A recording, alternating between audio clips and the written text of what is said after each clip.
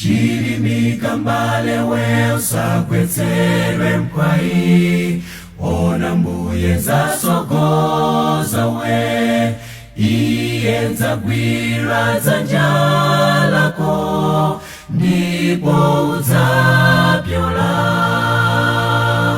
Chilimika mbale we usagwetserwe mkwai, ona mbuye zasogoza we, iye nzagwira dzanja lako ndipo udzapyola.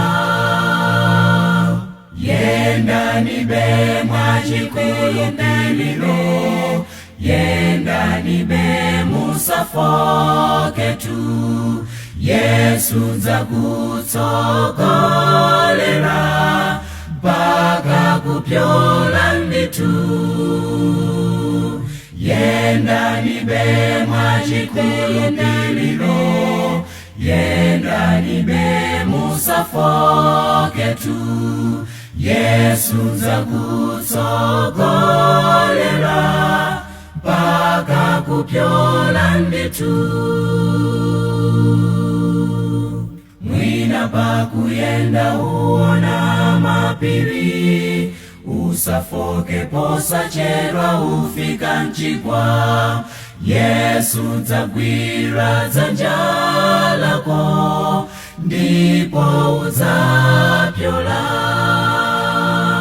Mwina pakuyenda uona mapiri, usafoke posachedwa ufika mchigwa, Yesu nzagwira dzanja lako ndipo udzapyola.